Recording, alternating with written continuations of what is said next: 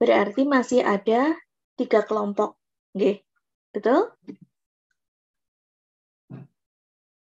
Betul, teman-teman? 3 kelompok? Halo?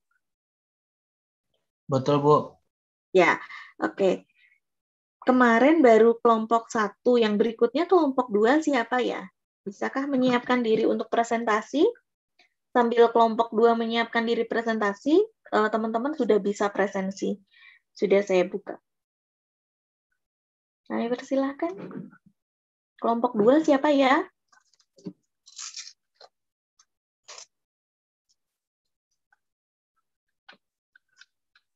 Lupa.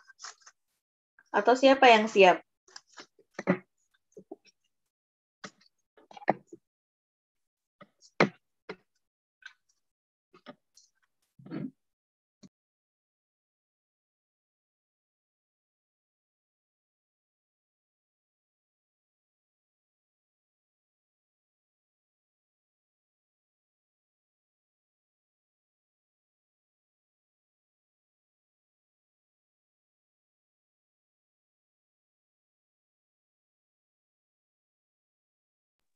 Ayo kelompok 2.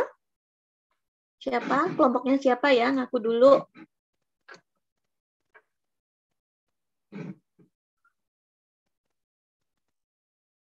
Kemarin kan baru kelompoknya Dani kan ya?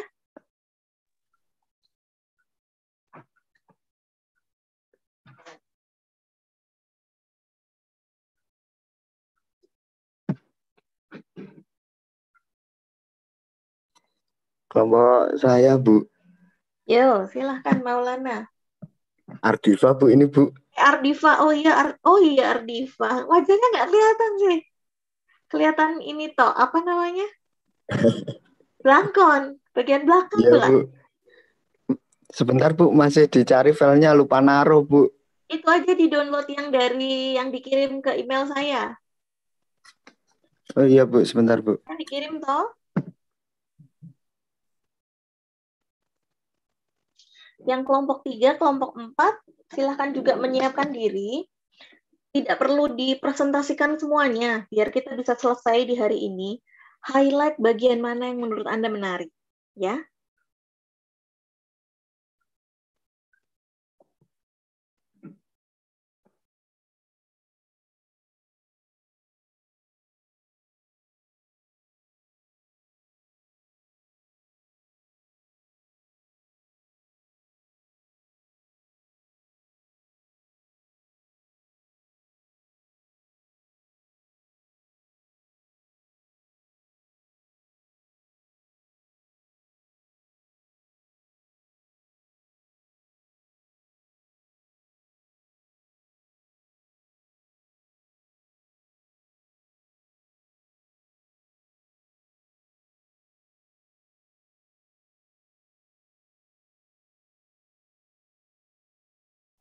Bu, saya izin share screen ya, Bu. Silakan.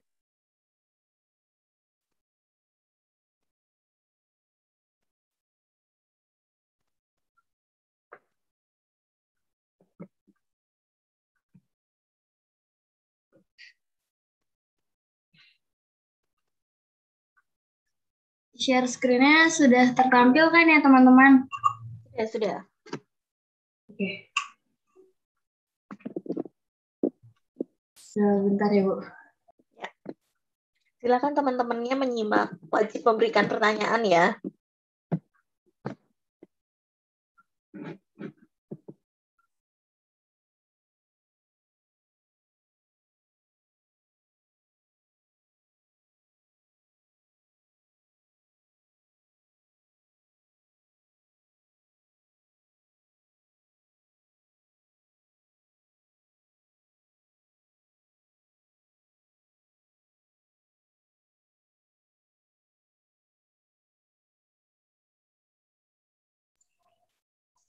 Oke, selamat pagi teman-teman semua. Kami dari kelompok 2, sebentar, ditunjukin dulu. Oke, kami dari kelompok 2 akan mempresentasikan mengenai tugas kelompok kami. Kebetulan kami dapat halaman berapa kemarin? Kita dapat dari pasal 37 sampai pasal mana apa ya kelompok kami? 77-an, Ner. 70. Oke, 72. Oh iya, ada 79, 77. Oke. Kami di sini ini kok kayak gini ya bentuknya. Mohon maaf teman-teman.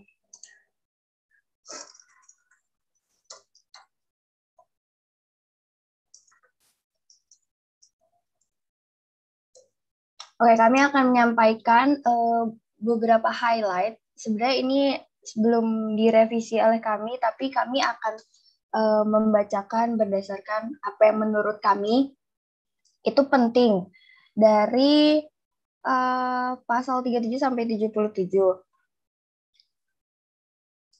Yang pertama saya yang akan menyampaikan, kebetulan saya dapat pasal 37 sampai pasal 43. Untuk pasal 37 dan pasal 38 ini lanjutan dari bab 6 yang diambil oleh kelompok 1 sebelumnya. Oke, untuk dari bab 6 ini, menurut saya untuk pasal 37 ini cukup penting karena di sini dikatakan pada pasal 37 ini berisikan pelaksanaan penempatan tenaga kerja terdiri dari instansi pemerintah dan lembaga swasta. Lembaga penempatan tenaga kerja swasta dalam melaksanakan pelayanan penempatan tenaga kerja wajib memiliki izin tertulis dari menteri atau dari pejabat yang ditunjuk. Jadi dari pasal ini dapat dikatakan bahwa setiap lembaga tenaga kerja baik itu setiap lembaga tenaga kerja swasta itu wajib untuk memiliki izin secara tertulis, jadi tidak secara ilegal ya teman-teman. Terus pasal 38 ini juga cukup penting menurut saya, karena di sini dikatakan bahwa pelaksana penempatan tenaga kerja itu dilarang memungut biaya penempatan kepada tenaga kerja dan pengguna tenaga kerja. Jadi pelaksana tenaga kerjanya dilarang memungut biaya apapun dalam bentuk apapun. Dan penempatan, lembaga penempatan kerja swasta ini dapat memungut biaya, tetapi hanya dari pengguna tenaga kerja dan dari tenaga kerja golongan dan jabatan tertentu. Nah, untuk golongan dan jabatan ini ditetapkan berdasarkan keputusan menteri.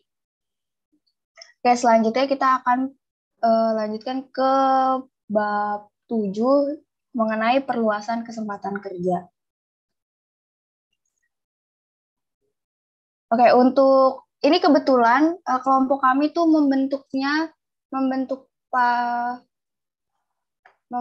highlight ini tuh dalam bentuk paragraf. Jadi sebenarnya ini pasal 39 tuh ada beberapa poin, tapi kita ringkas menjadi paragraf. Nah, untuk pada pasal 39 ini, menurut saya yang harus di-highlight itu adalah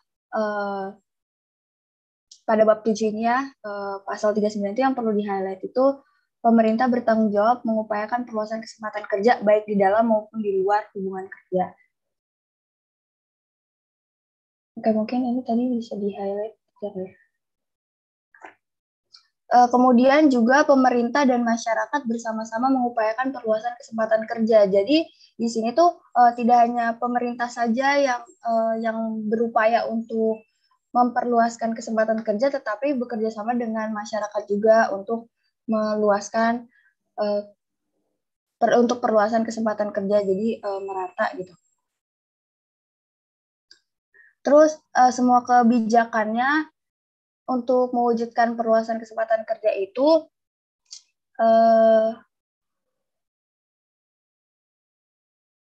tujuannya untuk yang pastinya untuk memberikan kemudahan bagi setiap kegiatan masyarakat juga dan dapat menciptakan atau mengembangkan peluang kesempatan kerja. Ini saya highlight aja kali ya yang penting-pentingnya.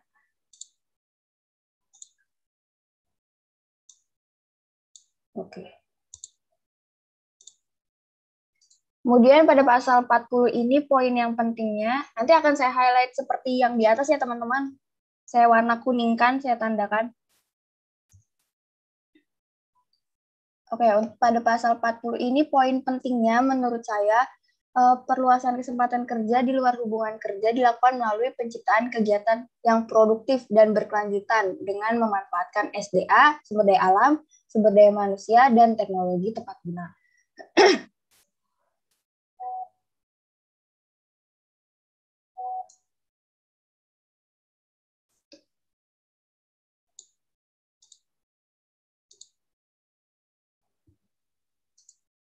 Kayak seperti yang di bawahnya jabarkan juga, penciptaan perluasan kesempatan kerja dilakukan dengan pola pembentukan dan pembinaan tenaga kerja mandiri, penerapan sistem padat karya, penerapan teknologi tepat guna, dan pendayagunaan tenaga kerja sukarela. Tapi yang saya poinkan dan saya highlightkan itu yang warna kuning aja ya teman-teman.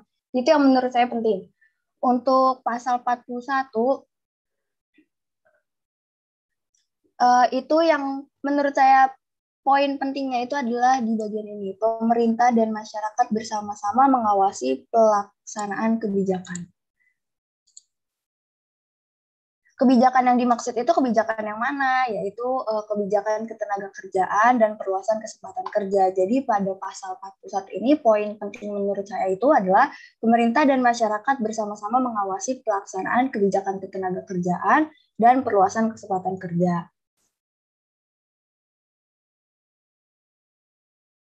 Tentunya hal ini harus diatur dengan peraturan pemerintah. Oke, selanjutnya kita akan move ke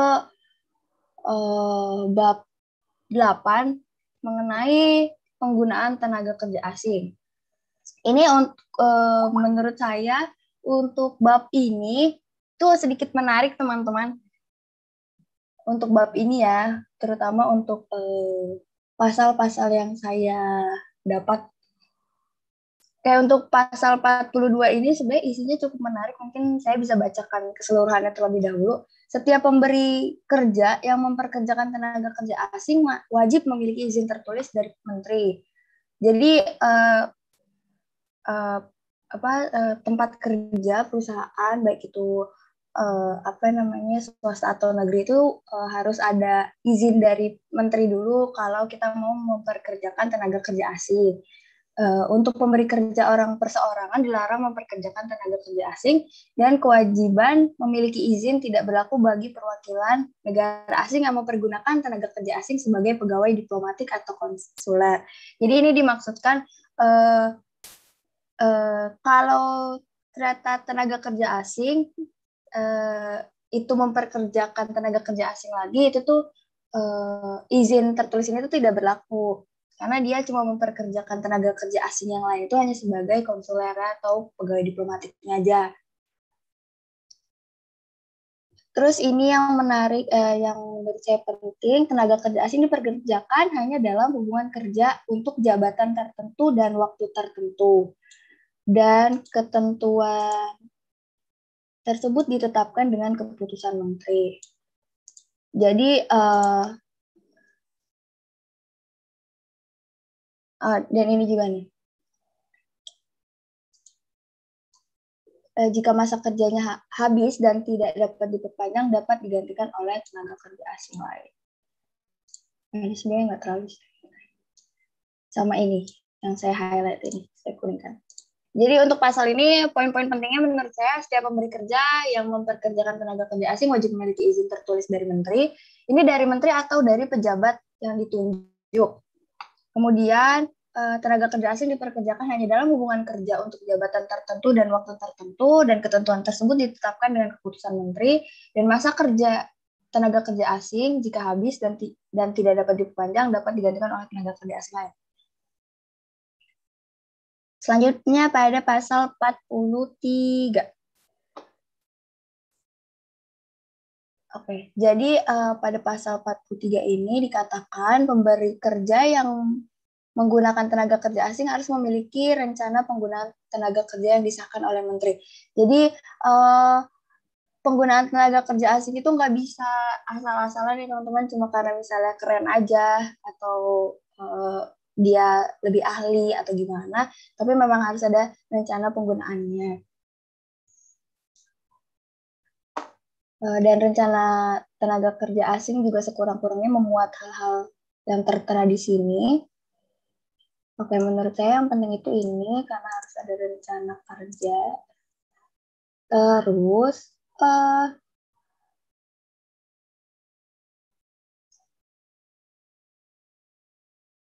oke, dan untuk kalau kita ingin memperkerjakan tenaga kerja asing, itu yang menariknya dari pasal ini tuh harus ada tenaga kerja WNI sebagai pendamping tenaga kerja asing yang bersangkutan. Jadi tenaga kerja asing itu harus didampingi juga oleh warga negara Indonesia. Jadi dia tetap diawasi gitu pekerjaannya. Ketentuan memiliki rencana penggunaan tidak berlaku bagi instansi pemerintah, badan internasional, perwakilan negara asing kecuali. Oke. Dan ketentuan mengenai tata cara pengesahan. Oke. Ya, untuk pasal 43, poin yang penting menurut saya yaitu pemberi kerja yang menggunakan tenaga kerja asing harus memiliki rencana penggunaan tenaga kerja yang disahkan oleh menteri, dan juga pada rencana penggunaan tenaga kerja ini harus ada penunjukan tenaga kerja WNI sebagai pendamping tenaga kerja asing yang bersangkutan. Selanjutnya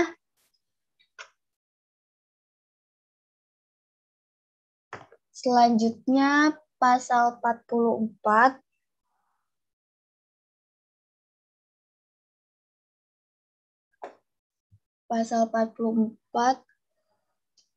seharusnya disampaikan oleh Cita. Halo Ner. Oh, Citanya ada. Oke. Oke, Cit, bisa dilanjutkan pasal 44. Baik, saya akan menjelaskan mengenai pasal 44 mengenai penggunaan tenaga kerja asing. Jadi pada pasal 44 diberitahukan bahwa pemberi kerja tenaga asing wajib menaati ketentuan mengenai jabatan dan standar kompetensi yang berlaku, yaitu yang diatur dengan keputusan menteri. Baik, mungkin di sini sudah jelas sekali mengenai yang pentingnya bahwa tenaga kerja asing wajib menaati ketentuan mengenai jabatan dan standar kompetensi yang berlaku yang diatur dengan keputusan menteri. Mungkin seperti yang sudah ada di atas, kalau misalnya dalam peraturan perundang-undangan, kalau ada tulisan diatur dengan keputusan menteri, berarti ada peraturan tersendiri mengenai hal tersebut. Berarti peraturan mengenai penggunaan tenaga kerja asing. Selanjutnya pasal 45, pemberi tenaga kerja asing wajib menunjuk tenaga kerja WNI sebagai tenaga pendamping untuk ahli teknologi dan keahlian dari tenaga kerja asing serta melaksanakan pendidikan dan pelatihan kerja bagi tenaga kerja Indonesia sesuai dengan kualifikasi jabatan yang diduduki oleh tenaga kerja asing. Ketentuan ini tidak berlaku bagi tenaga kerja asing dengan jabatan direksi dan atau komisaris. Nah, seperti pasal 43 yang di atas, sudah kita ketahui bahwa setiap penggunaan tenaga kerja asing wajib didampingi atau wajib PI-nya itu menunjuk tenaga kerja WNI sebagai tenaga pendamping untuk ahli teknologi dan keahlian dari tenaga kerja asing untuk melihat untuk tenaga kerja WNI itu sebenarnya mengetahui ahli dari tenaga kerja asing tersebut. Sebenarnya sebagai pendamping itu untuk pembelajaran juga sih untuk tenaga kerja WNI selanjutnya. Jadi diberikan pendidikan juga kayak gitu. Pasal 46, tenaga kerja asing dilarang menduduki jabatan yang mengurusi personalia dan atau jabatan-jabatan tertentu yang diatur dengan keputusan menteri. Jadi untuk jabatan tertentu ini mungkin nanti ada di peraturannya tersendiri, yaitu keputusan menteri.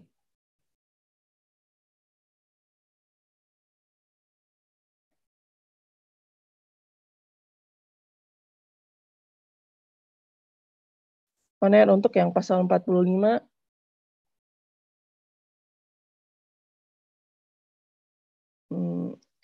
Itu mungkin juga bisa di-highlight kalau ketentuan yang pemberi tenaga kerja asing, yang tenaga kerja ini itu tidak berlaku bagi tenaga kerja asing dengan jabatan direksi dan atau komisaris. Nah, oke. Lanjut pasal 47.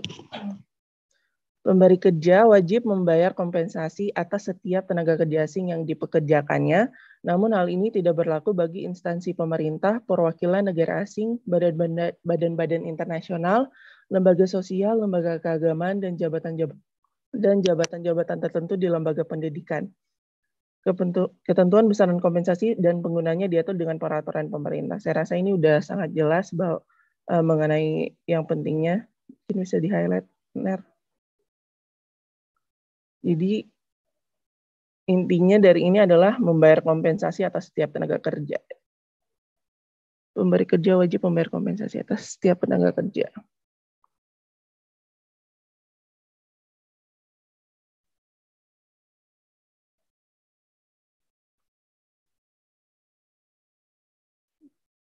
Nah, ini untuk jabatan-jabatannya diatur dengan keputusan menteri, terus ketentuan besaran kompensasi dan penggunaannya diatur dengan peraturan pemerintah. Berarti ada dua perundang-undangan yang berbeda. Kemudian ada pasal 48, memberi kerja yang mempekerjakan tenaga kerja asing wajib memulangkan tenaga kerja asing ke negara asalnya setelah hubungan kerjanya berakhir. Nah, setelah dipekerjakan tenaga kerja asing itu, pemberi kerjanya wajib memulangkannya lagi ke daerah asalnya. Selanjutnya, pasal 49, keputusan mengenai penggunaan tenaga kerja asing serta pelaksanaan pendidikan dan pelatihan tenaga kerja pendamping diatur dengan keputusan Presiden. Jadi, keputusan mengenai hal-hal tersebut, penggunaan tenaga kerja asing, pelaksanaan pendidikan, dan juga pelatihan tenaga kerja pendamping itu nanti akan diatur lagi dengan peraturan perundangan, yaitu keputusan Presiden lebih lanjut. Nah, kemudian kita akan masuk ke bab 9 yang sangat, menurut saya, ini adalah peraturan yang perlu kita perhatikan karena ini menyangkut dengan hubungan kerja. Di pasal 50 ada hubungan kerja terjadi karena adanya perjanjian kerja antara pengusaha dan pekerja atau buruh. Jadi ini peraturan perundang-undangan di bab ini tuh yang mengatur hubungan antara pemberi kerja dan juga pengusaha dan pekerja gitu. Nanti akan menyangkut tentang perjanjiannya dan lain-lain. Lanjut, Ner. Nah, pasal 51 ada perjanjian kerja dibuat secara tertulis atau lisan. Perjanjian kerja yang dipersyaratkan secara tertulis dilaksanakan sesuai dengan peraturan perundang-undangan yang berlaku. Jadi saat kita membuat perjanjian kerja itu bisa dibuat secara tertulis atau lisan. Selanjutnya, pasal 52.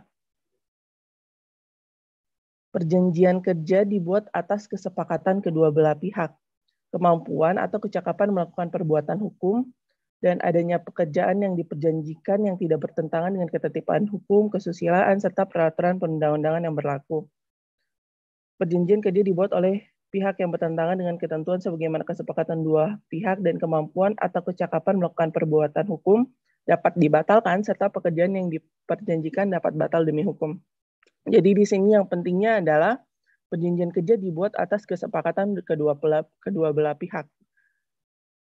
Dalam artian tidak boleh ada perjanjian yang hanya bisa disetujui oleh satu pihak. Dalam kontrak pekerjaan itu, isi dari kontrak pekerjaan itu harus disetujui oleh pemberi kerja dan juga pekerja. Gitu. Kemudian kemampuan untuk melakukan perbuatan hukum dan adanya pekerjaan diperjanjikan tidak bertentangan dengan ketertiban hukum, itu sudah pasti. Kemudian di sini yang pentingnya lagi adalah perjanjian kerja yang dibuat itu apabila bertentangan dengan ketentuan sebagaimana kesepakatan dua pihak dan kemampuan atau kecakapan melakukan perbuatan hukum dapat dibatalkan, serta pekerjaan yang diperjanjikan dapat batal demi hukum. Berarti perjanjian telah dibuat itu sebenarnya bisa batal atau dapat dibatalkan. Selanjutnya, pasal 53, segala hal dan atau biaya yang diperlukan bagi pelaksanaan pembuatan perjanjian kerja dilaksanakan oleh dan menjadi tanggung jawab pengusaha. Berarti dalam pelaksanaan perjanjian kerja apabila mengeluarkan biaya, selain biaya mungkin fotokopi dan lain sebagainya, itu menjadi tanggung jawab pengusaha. Mohon dikoreksi bila saya salah dalam penjelasannya. Tapi yang saya tangkap seperti itu. Kemudian pasal 54, di sini isi dari perjanjian kerja. Ini perlu diperhatikan, yaitu perjanjian kerja yang dibuat secara tertulis, sekurang-kurangnya memuat nama, alamat, dan jenis perusahaan. Jadi ini nama perusahaan, alamat perusahaan, dan jenis perusahaan, kemudian nama, jenis kelamin, umur, dan alamat pekerja buruh, jabatan atau jenis pekerjaan dari pekerjanya, tempat pekerjaannya, besar upahnya, dan cara pembayarannya, syarat-syarat kerja dan yang memuat hak dan kewajiban pengusaha dan pekerja buruh, dan mulai dan jangka waktu perjanjian kerja dibuat, serta tanda tangan para pihak dalam perjanjian kerja. Jadi dalam perjanjian kerja atau kontrak kerja itu harus yang tertulis harus memuat hal-hal ini. Itu sangat penting untuk diperhatikan. Kemudian ketentuan mengenai besarnya upah dan cara pembayarannya serta syarat-syarat kerja tidak boleh bertentangan dengan peraturan perusahaan, perjanjian kerja bersama, dan peraturan perundang-undangan yang berlaku. Perjanjian kerja dibuat sekurang-kurangnya rangkap 2 untuk pekerja atau buruh dan pengusaha dengan kekuatan hukum yang sama. Kemudian untuk pasal 55, di sini saya menjelaskan pasal 55 sampai dengan pasal 62 yang secara garis besar mengenai perjanjian kerja dan pemutusan kerja untuk perjanjian kerja waktu tertentu. Jadi di sini mulai dari pasal 55, perjanjian kerja tidak dapat ditarik kembali atau diubah kecuali atas persetujuan para pihak. Jadi di sini ada di highlight dapat berubah jika ada persetujuan dari para pihak. Kemudian untuk pasal 56, perjanjian kerja dibuat untuk waktu tertentu dan waktu tidak tertentu. Jadi ada 2 perjanjian kerja yang di-highlight di sini. Ada waktu tertentu dan waktu tidak tertentu. Kapan digunakannya waktu tertentu atau kapan persetujuan waktu tertentu maupun waktu tidak tertentu digunakan, dijelaskan pada pasal selanjutnya. Di pasal 57, perjanjian kerja untuk waktu tertentu secara garis besarnya dapat dibuat dengan menggunakan secara tertulis dengan menggunakan bahasa Indonesia maupun bahasa asing. Tetapi jika adanya perbedaan penafsiran dari kedua perjanjian tersebut, perjanjian tertulis tersebut, maka yang digunakan secara valid adalah bahasa Indonesia. Kemudian untuk pasal 58, perjanjian kerja untuk waktu tertentu tidak dapat mensyaratkan adanya masa percobaan kerja.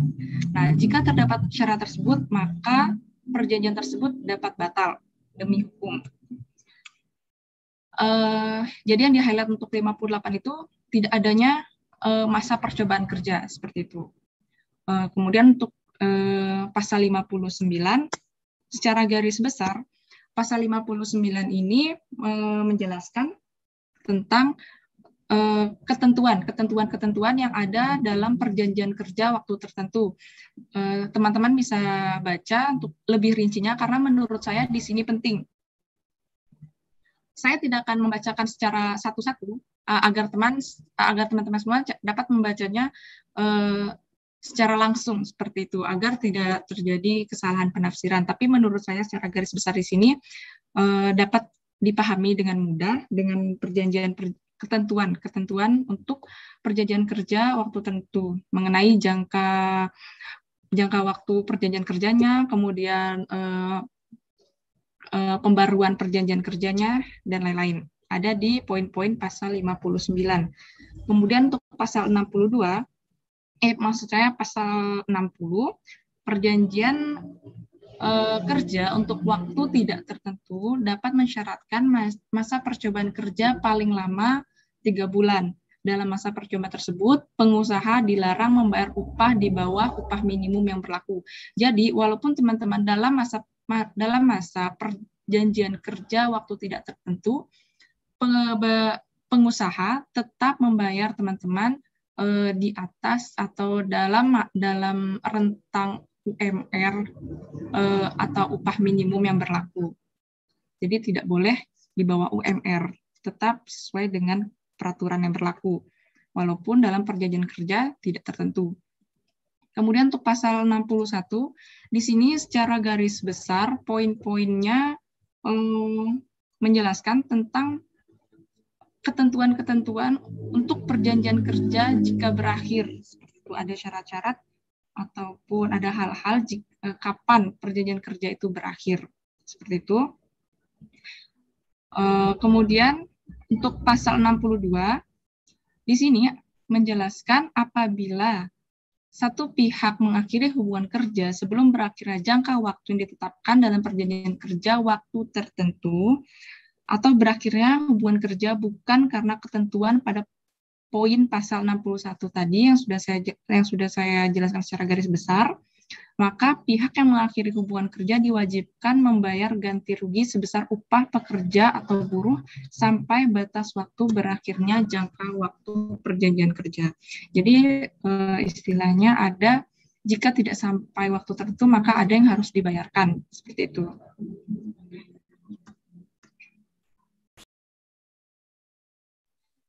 Oke, untuk selanjutnya sudah belum, Fani?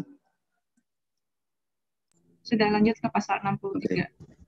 Untuk selanjutnya pasal 63 itu berisi tentang perjanjian kerja waktu tidak tertentu.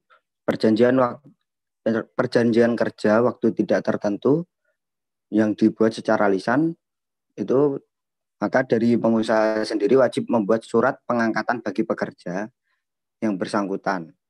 Sekurangnya surat tersebut berisi data diri pekerja, tanggal mulai bekerja, jenis pekerjaan, dan besarannya upah. Untuk selanjutnya pasal 64. Pasal 64 itu berisi tentang perusahaan dapat menyerahkan sebagian pelaksanaan pekerjaan kepada perusahaan lainnya melalui perjanjian pemborongan pekerjaan atau penyediaan jasa pekerja atau buruh yang dibuat secara tertulis. Untuk pasal 65 sendiri berisi tentang penyerahan sebagian pekerjaan kepada perusahaan lain dilaksanakan melalui perjanjian pemborongan secara tertulis seperti yang disebut pada pasal 64 dengan syarat-syarat dilakukan terpisah dari kegiatan utama, dilakukan dengan perintah langsung atau tidak dari pemberi pekerjaan, merupakan penunjang perusahaan yang secara menyeluruh, dan yang terakhir tidak menghambat proses produksi. Untuk perusahaannya sendiri harus berbentuk badan hukum. Untuk poin keempat, itu pekerja yang bekerja dari perusahaan lain itu tentang perlindungan dan syarat-syarat kerjanya minimal setara dengan pekerja dari perusahaan pemberi kerja atau sesuai perundang-undangan yang berlaku. Untuk syarat dan peraturan lebih lanjut diatur dalam keputusan menteri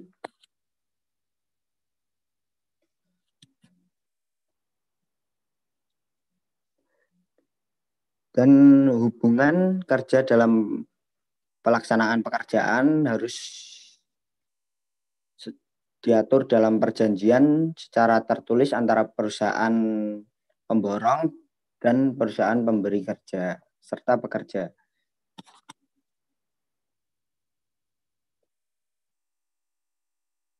hubungan kerja itu sendiri dapat didasarkan pada perjanjian kerja tidak tentu atau perjanjian waktu tertentu apabila melalui persyaratan sebagaimana yang tercantum pada pasal 59.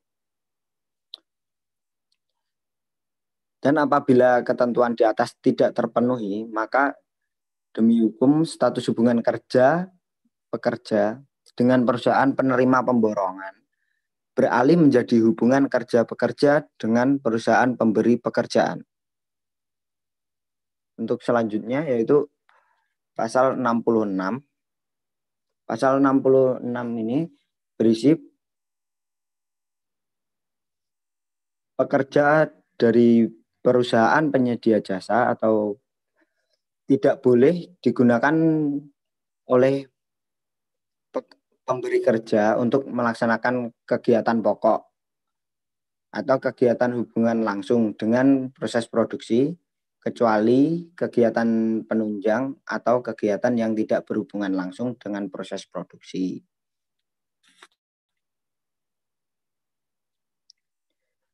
Dan untuk bab 10, perlindungan, pengupahan, dan kesejahteraan. Dalam pasal 67, pengusaha yang mempekerjakan tenaga kerja penyandang cacat wajib memberikan perlindungan sesuai dengan jenis dan derajat kecacatannya yang berlandaskan perundang-undangan yang berlaku.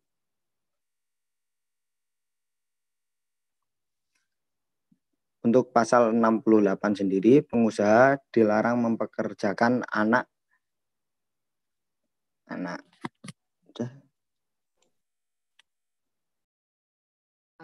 Baiklah, untuk pasal selanjutnya yaitu pasal 69 sampai pasal 77 akan disampaikan oleh saya sendiri, di mana ke beberapa pasal selanjutnya ini lebih membahas ke pekerjaan untuk anak dan perempuan atau wanita yang diatur pada beberapa pasal selanjutnya. Di pasal 69 itu lanjutan dari pasal 68 yang tadi, di mana larangan pekerjaan bagi anak di bawah umur oleh pengusaha berlaku kepada anak yang berumur 13 sampai 15 tahun. Di mana pengecualian ini terdapat beberapa syarat seperti tidak mengganggu tumbuh kembang anak, memiliki izin dari orang tua, dan juga beberapa perjanjian lain. Di mana beberapa perjanjian itu pun tidak berlaku apabila si anak ini atau yang dari umur 13 sampai 15 tahun ini bekerja di bisnis orang tuanya sendiri, tapi tetap dengan memperhatikan bahwa tidak mengganggu tumbuh kembang dan jam belajar anak yang bersangkutan. Kemudian pasal 70 di mana anak berumur minimal 14 tahun dapat melakukan pekerjaan di tempat kerja sebagai bagian dari kurikulum pendidikan atau pelatihan yang telah sah. Di mana aturan ini memiliki syarat diantaranya diberikan petunjuk jelas tentang pekerjaan, kemudian dibimbing dan diawasi oleh instansi yang menaungi anak ini. Dan kemudian di pasal 71 juga mengatur di mana anak-anak ini dapat bekerja dalam rangka untuk pengembangan minat dan bakatnya.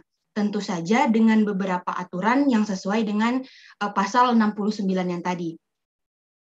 Kemudian juga pada pasal 72 diatur bahwa tempat bekerja anak-anak yang di bawah umur ini harus dipisahkan dari tempat bekerja untuk orang dewasa. Kemudian seperti apa sih anak-anak dianggap bekerja pada sebuah tempat kerja? Nah, itu diatur pada pasal 73 di mana anak dianggap bekerja apabila berada di tempat kerja.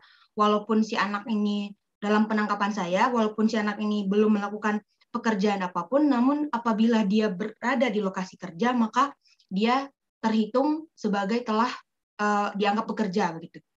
Kemudian di pasal 74 anak-anak yang tadi di pasal 70 yang mengatakan bahwa dapat bekerja, itu tuh tidak dapat melakukan pekerjaan buruk. Pekerjaan buruk seperti apa ya? Seperti perbudakan, pekerjaan yang menawarkan anak untuk pelacuran, produksi pornografi, atau perjudian.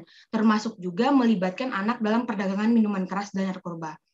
Nah, ini pekerjaan-pekerjaan inilah yang pekerjaan membahayakan anak yang tentu saja dilarang dalam pasal 74 ini.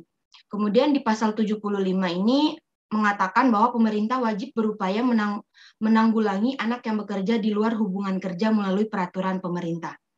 Kemudian paragraf 3 ini mengatur tentang perempuan, di mana di pasal 76 dan 77.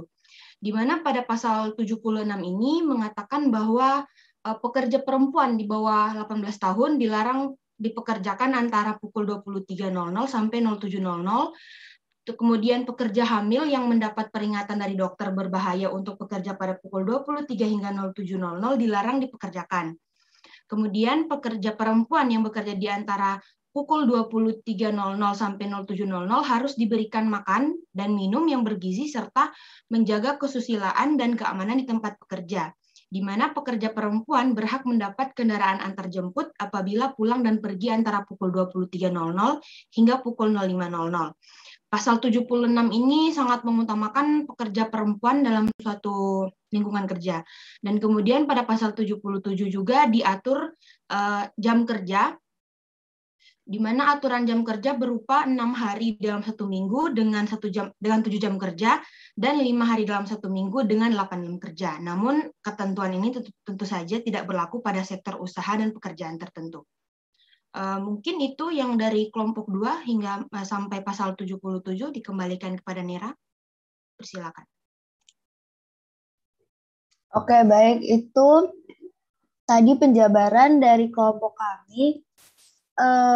Dari pasal 37 sampai pasal 77 dan ada beberapa poin-poin juga yang kami highlight. Mungkin ada pertanyaan dari teman-teman mengenai pasal-pasal atau poin-poin yang kami highlight barusan. Dipersilahkan untuk teman-teman yang ingin bertanya. Silakan teman-teman. Ini menarik loh. Adakah yang mau didiskusikan? Atau sudah cukup jelas? Bertanya apa ya, Kak? Silakan. Misalnya kan Bu, misalnya kan untuk eksplorasi minyak sama apa nih? Sama pertambangan minyak atau pertambangan lain. Kan biasanya kan untuk eksplorasi awal sama penambangan awal itu kan Bu, yang melakukannya kan apa? Tenaga kerja asing. Apa oleh perusahaan asing, dan umumnya tuh mereka membawa tenaga kerja dari daerah mereka. Itu apakah undang-undang ketenaga kerjaan ini berlaku untuk mereka itu, Bu? Ya, iya berlaku juga. Makanya tadi ada keputusan menteri. Sebenarnya kalau eksplorasi itu izinnya tuh banyak. Dari izin pembukaan lahan, izin AMDAL dan seterusnya. Nah, izin AMDAL itu pasti memuat tentang klausul tenaga kerja. Seperti apa nih skenario tenaga kerjanya? Siapa aja yang mau dilibatkan? Itu ada di situ. Dan biasanya AMDAL itu akan turun kalau memang ada pelibatan, jadi udah beres semua izinnya, termasuk yang terkait dengan tenaga kerja. Biasanya ada komposisinya tuh, berapa tenaga kerja yang dilibatkan gitu ya, baik dari daerah sekitar, dari Indonesia sendiri, itu berapa. Nah itu ada, memang AMDAL ini tuh izinnya nggak saklek ya nggak seni, karena ada sosial dan ekonominya di situ. Makanya harus ada juga sampai nanti izin menteri. Bahkan izin presiden bisa jadi kalau misalnya itu dalam skala yang sangat luas. Jadi pasti kayak yang pembuatan MRT gitu kan, itu kan juga pertama pasti ada tenaga asingnya ya.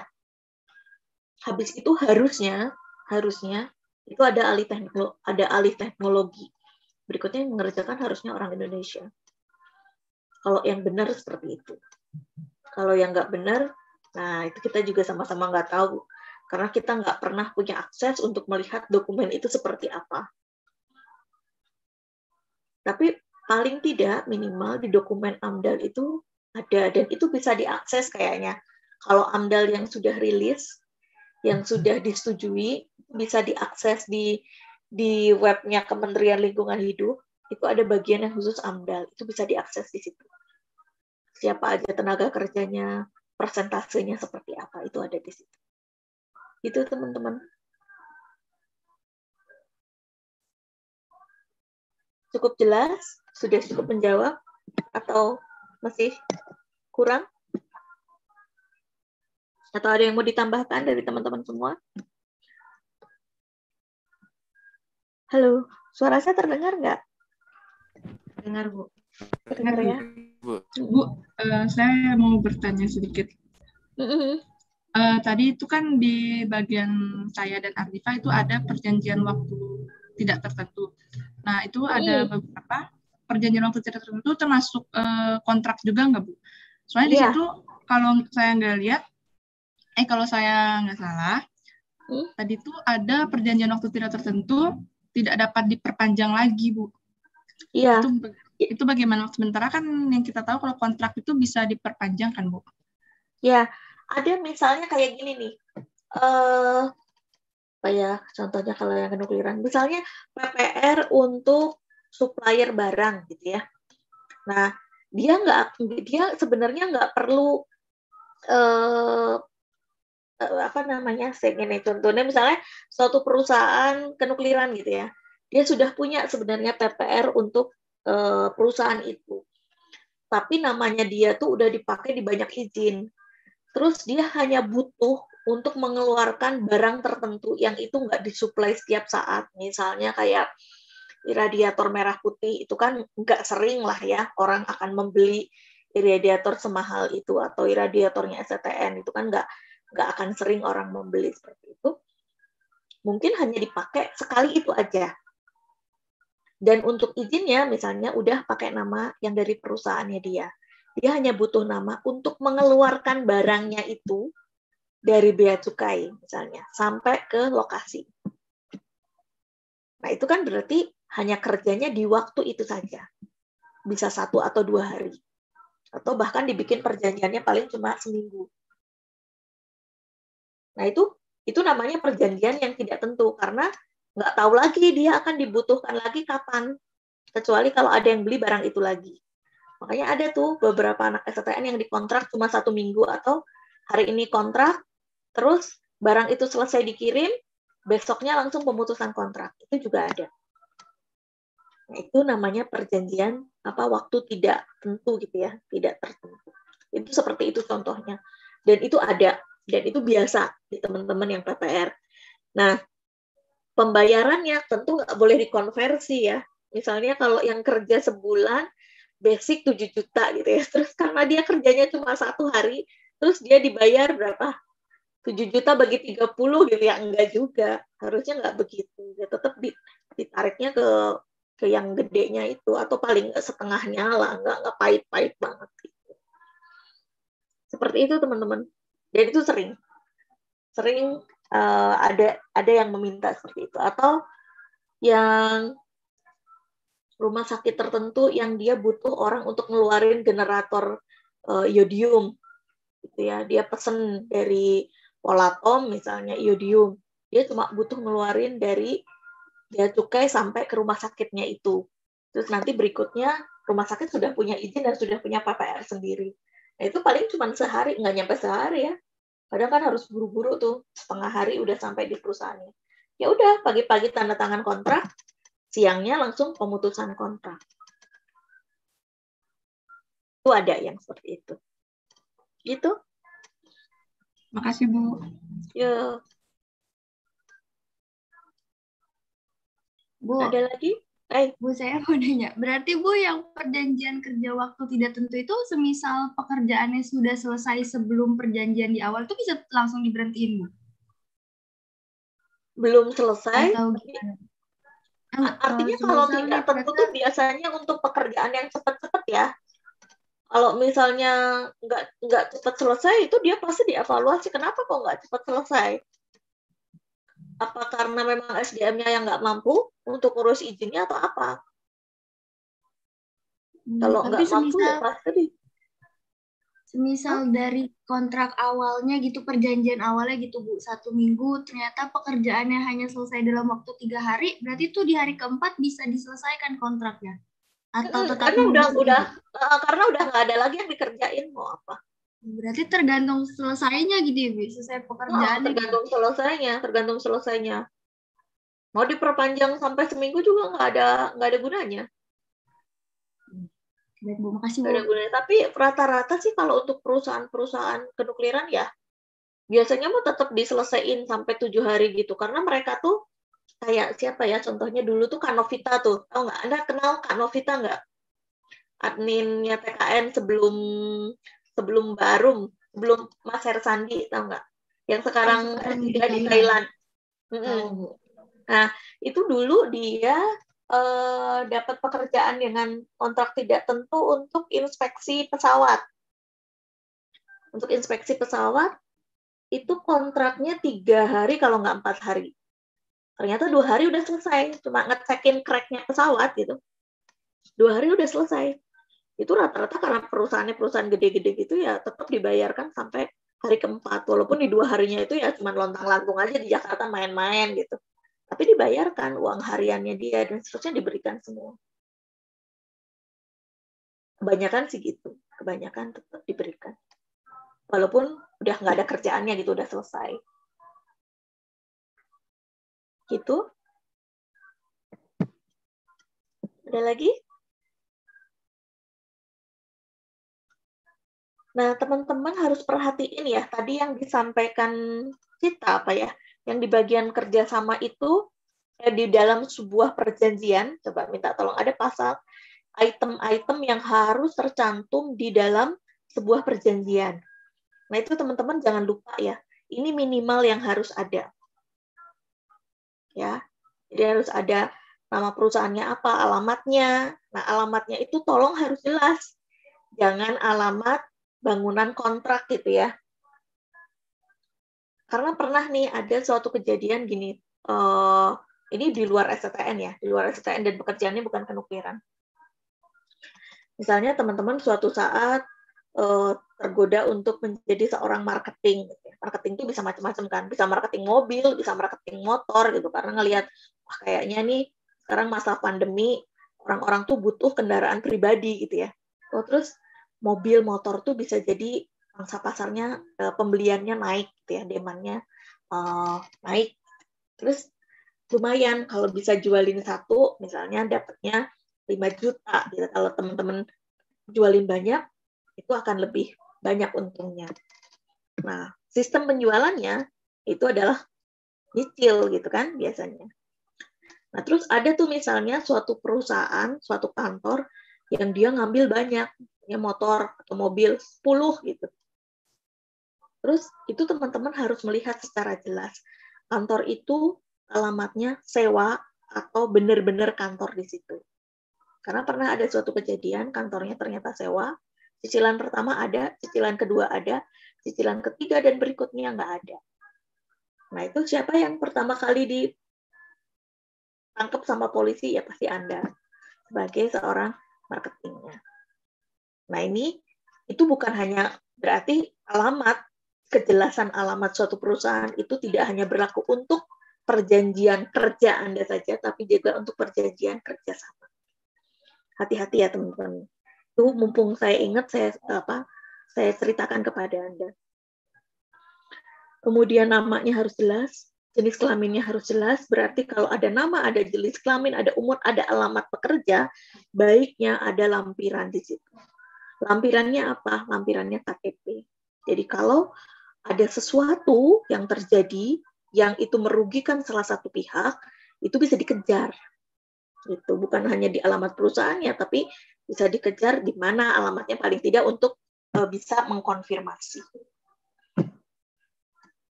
Kemudian jenis dan tempat pekerjaan itu harus jelas juga.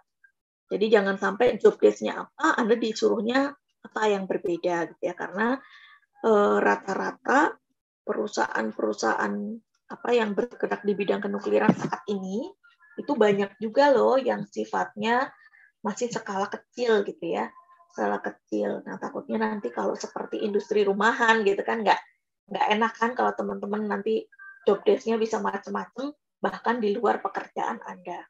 Karena sistemnya kekeluargaan lah apa, tapi jadinya tuh bisa jadi pekerjaan Anda tuh nggak sesuai dengan porsinya. Besaran upah dan cara pembayarannya itu juga harus jelas. Besaran upah di situ tuh bukan hanya gaji, bisa jadi asuransi, terus bisa jadi apa misalnya pembayaran laundry, sewa apa namanya, mes dan seterusnya. Nah itu biasanya disebutkan di situ secara jelas. Atau misalnya basic, kalau ada aturan basic sama pembayaran plus kalau ada pekerjaan tambahan. Nah, itu juga harus dituliskan di situ. Kalau zaman saya dulu 2006 2007 ya, dituliskan tuh basicnya berapa. Misalnya basicnya 3,5. Oke. Terus nanti kalau ada pekerjaan per harinya itu berapa. Ditulis di situ tuh. Per hari misalnya 200 atau 300 ribu.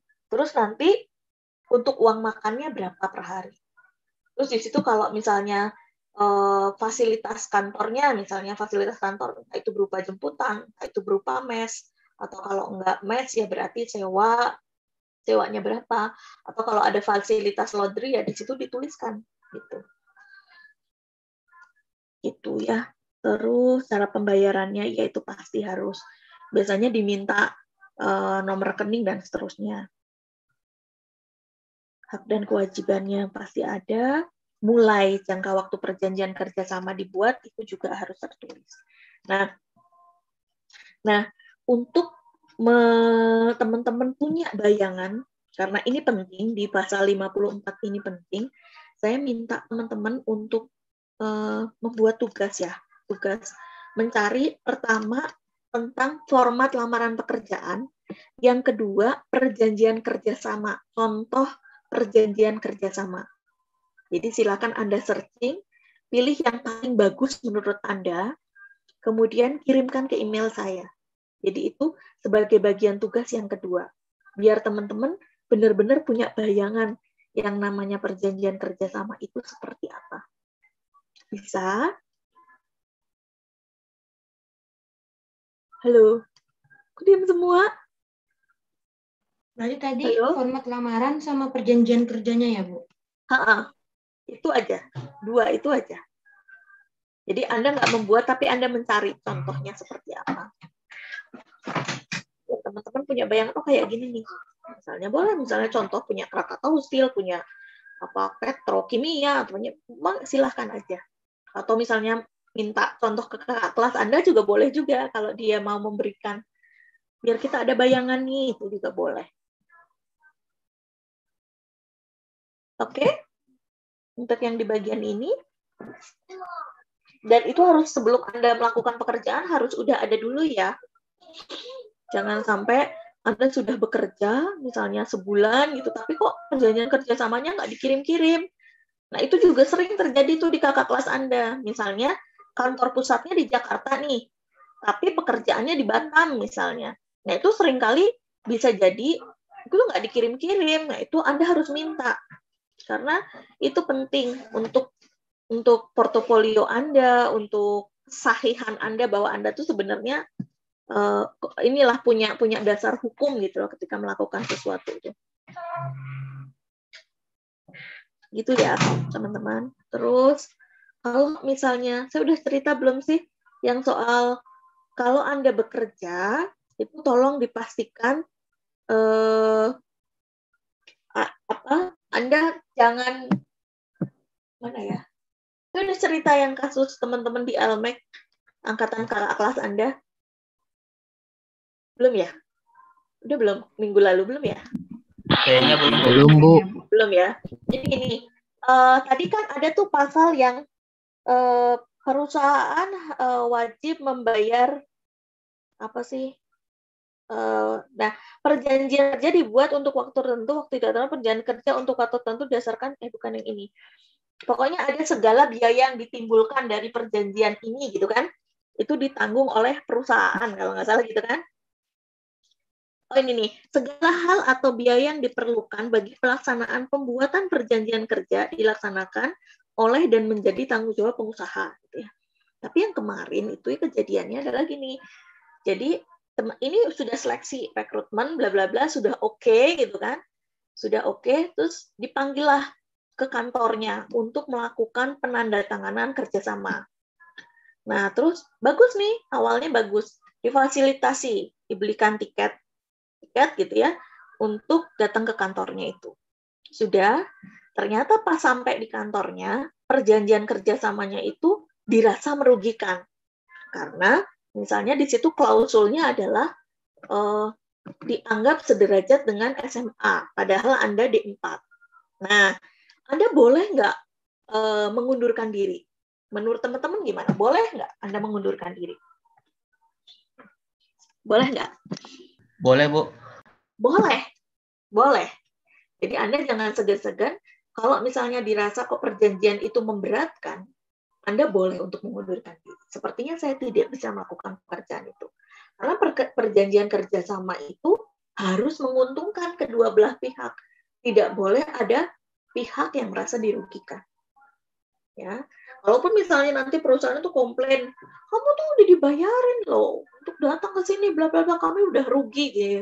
Ya ini klausul ini yang dipakai bahwa segala hal atau biaya yang diperlukan bagi pelaksanaan pembuatan perjanjian itu jadi tanggung jawabnya pengusaha. Gitu ya teman-teman ya. Jadi jangan merasa nggak enakan daripada nanti di akhir itu jadi memberatkan untuk teman-teman. Nggak enak kalau bekerja sama tapi yang satu udah merasa dirugikan. Itu nggak akan baik, gitu ya. Jadi itu saya bukan menceritakan yang seperti apa, enggak, tapi itu mungkin terjadi loh. Dan teman-teman perlu untuk mengantisipasi. Ya, seperti itu. Nah, ada juga tadi kasus kalau misalnya perjanjian kerjasama itu masanya belum berakhir, tapi Anda sudah pengen mengakhiri. Apakah selama perjalanan STTN gitu ya, lulusan alumni STTN, ada nggak yang seperti itu? Ada yang seperti itu. Dan itu mungkin terjadi. Terus gimana? Ya sudah dihadapi. Kalau memang itu Anda merasa sudah kondisinya sangat tidak nyaman, dan Anda ingin mengakhiri, Anda harus menyampaikan bahwa Anda ingin mengakhiri kontrak itu. Tugas Anda hanya menyampaikan secara sopan dan santun. Nah, biasanya perusahaan itu kan reaksi orang tuh kita kan nggak bisa nge-set ya.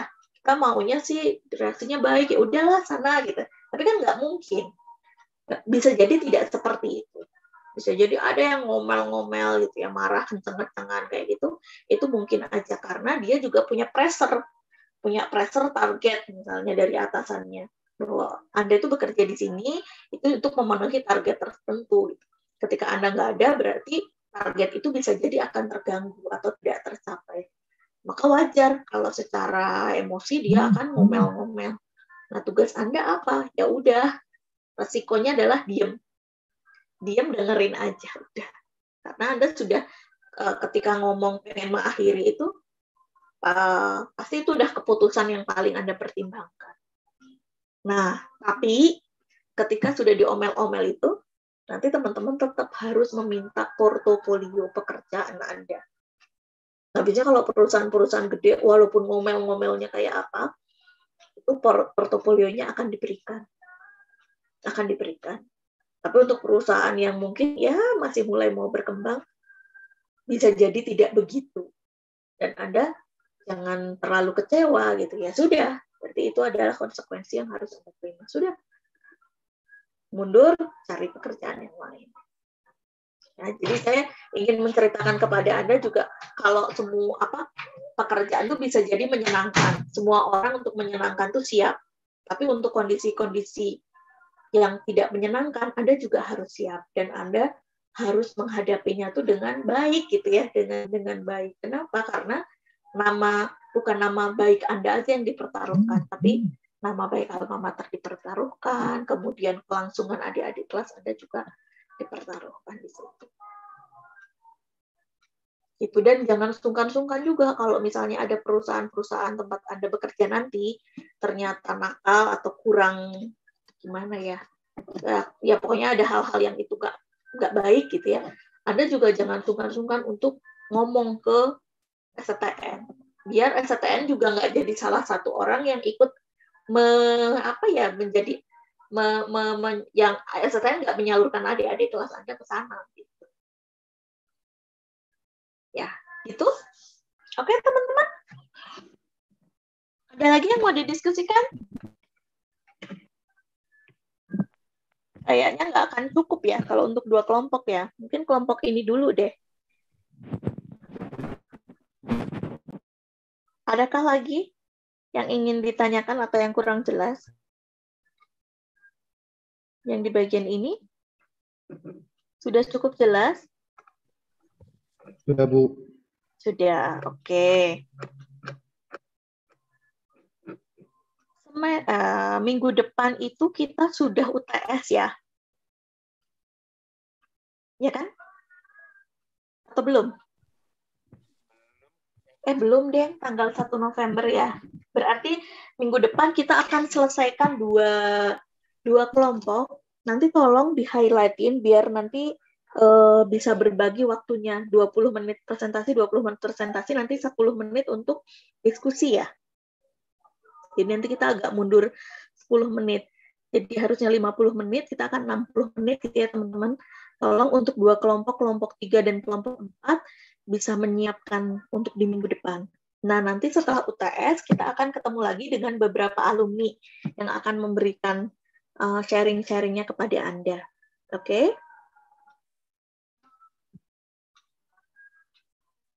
Halo? Suara saya masih terdengar? Oke, Bu. Oke, Jelas, Ibu. Oke, baik. Kalau sudah tidak ada yang diskusikan lagi, untuk yang ini, untuk yang pasal-pasal yang dijelaskan oleh kelompok 2, mudah-mudahan kita makin tahu dan makin paham mana-mana aja yang ternyata itu diatur loh oleh pemerintah, termasuk untuk yang anak-anak. Jadi teman-teman harus tahu juga ada perkembangan bahwa anak-anak TK, SD, SMP, SMA itu juga wajib magang loh di perusahaan atau di tempat kerja gitu ya. Jadi kayak misalnya anak TK itu boleh loh magang. Magangnya apa? Magang di rumah gitu ya. Bentuknya adalah life skill. Kemudian untuk yang anak SD, misalnya dia boleh loh membantu usaha keluarganya, gitu ya. Itu dia bekerja, dia membantu apa, menyiapkan apa, dan seterusnya. Terus nanti yang SMP, SMA, boleh loh magang di industri atau di instansi. Ya, makanya kenapa ada peraturan yang tadi disampaikan sama teman-teman. Nah, apalagi yang mahasiswa. Yang mahasiswa boleh banget loh untuk yang mulai tahun ini bisa magang di industri, bahkan ada kesempatan untuk magang 2 kali dan waktunya lebih panjang. Gitu ya. Itu dalam rangka apa? Dalam rangka pengennya semua SDM Indonesia itu harus lebih siap kerja. Bahkan bisa menciptakan pekerjaan untuk orang lain. Itu teman-teman. Kalau sudah tidak ada yang didiskusikan, saya akhiri terlebih dahulu untuk mata kuliah etika profesi kita hari ini, minggu ini. Kita akan ketemu lagi di minggu depan. Ya, mudah-mudahan bahasannya makin menarik dan teman-teman bisa mengambil mana poin-poin pentingnya. Gitu ya. Oh iya, saya minta tolong di sini ada Hafiz nggak ya? Saya tadi coba checklist ini apa namanya presensi. Hafiz, apakah mendengar suara saya, Hafiz? Karena di presensi yang ini juga nggak ada. Nggak ada ya? Baik, saya minta tolong nanti disampaikan ya untuk WA saya ya. Mungkin gitu teman-teman. Ini untuk menghindari karena berkali-kali mahasiswa tuh kelupaan presensi, jadi saya sambil coba pastikan hadir. Ya, gitu teman-teman. Saya akhiri. Selamat belajar. Mudah-mudahan kita bisa. Ibu, maaf Ibu Ega. Gimana, saya lupa absen Ibu. Ya, udah saya absenkan. Oh, saya iya, sudah absenkan karena saya udah lihat namamu. Yang saya nggak lihat tuh Hafiz, makanya takut kelewat. Iya Ibu. Makanya saya panggil. Udah Greg, aku udah tahu kamu ada dari tadi. Oh iya Ibu, terima kasih Bu. Yuk, gitu nggih. Saya minta tolong ya Hafiz, diberitahu Greg untuk WA saya ya. Aduh, saya ngechat aja sekarang udah nggak pernah dibales sih sama si Hafiz ya Bu. Loh, lah bocah iki kemana? Soalnya yang kemarin itu juga nggak muncul. Yang minggu ini kok juga nggak muncul. Iya Bu, udah nggak pernah dapat kabarnya Bu. Oke. Maaf ya Bu, nanti coba saya hubungin lagi Bu. Oke, kalau gitu. Terima kasih, saya akhiri. Wassalamualaikum warahmatullahi wabarakatuh.